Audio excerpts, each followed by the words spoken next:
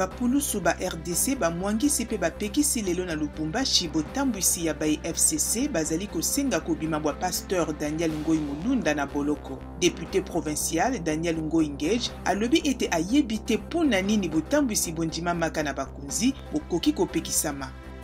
Mampinga ma RDC mabundisaki mpe mazongisaki nsima batomboki bamaimai na Uvira o mokolo mwa lobi.